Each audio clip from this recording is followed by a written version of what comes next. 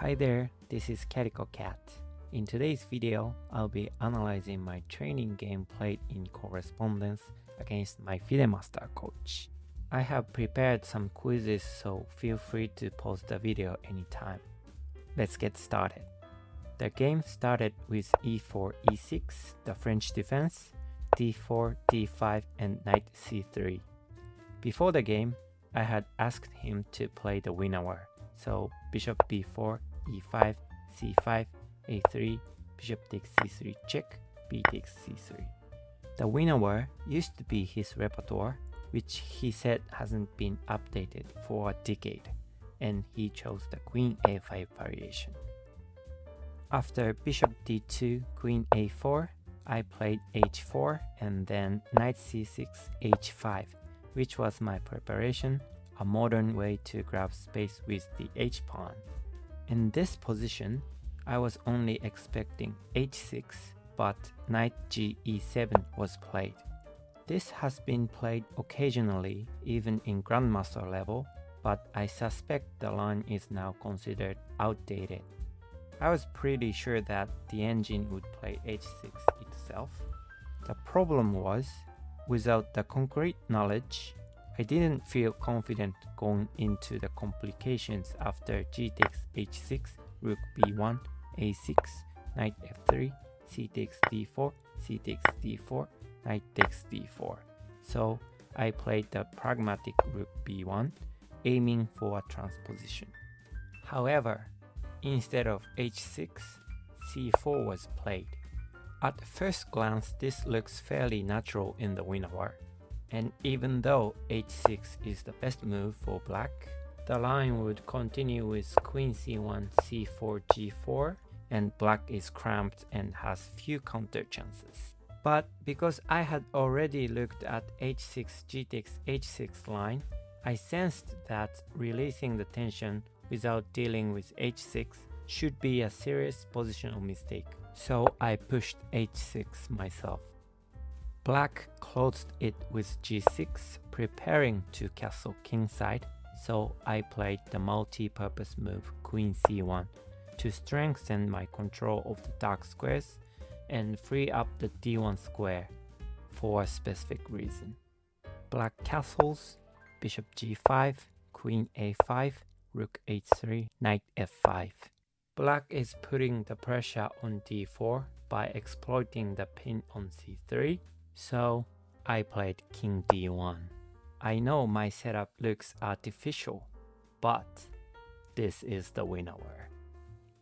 In this position, f6 was played. Question: what is black's aim and how should white respond?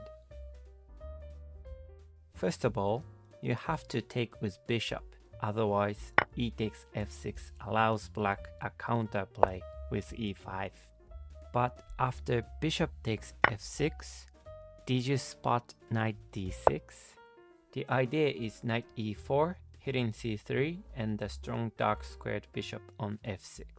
Objectively, you can allow it with rook f3 followed by knight e2 because you're still up a pawn. But I came up with something more remarkable. Rook e3. Black played knight e4 as planned, and now the point is of course rook takes e4.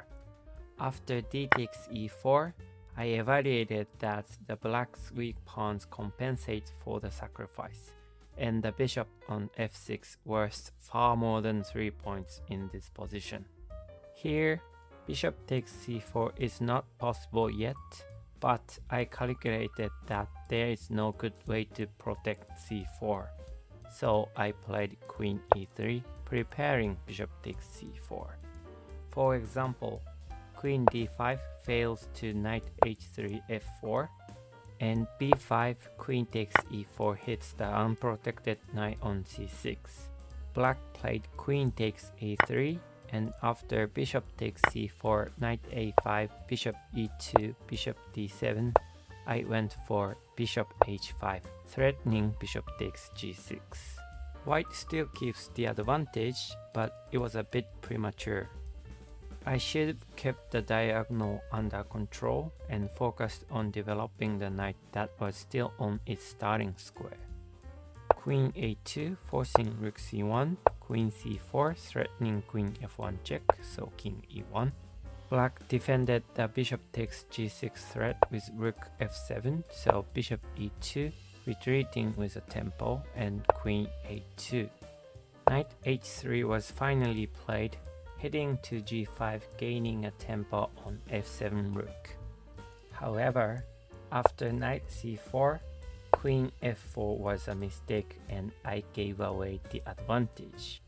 Queen takes e4 is the correct move, but I was a bit concerned about bishop c6, and because of that, I wanted to take the pawn by the knight.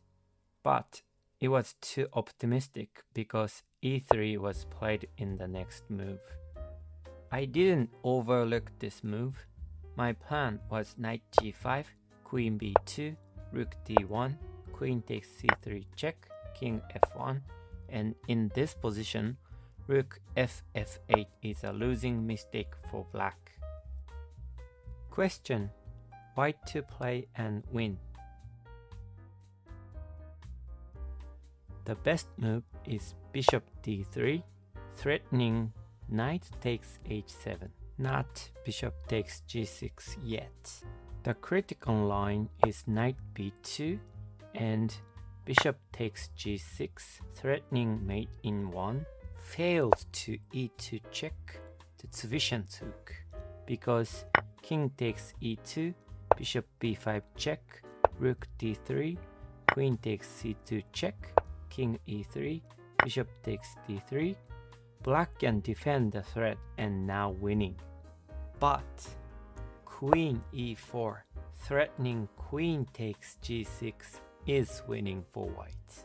This kills the e2 check resource and black cannot hold this position.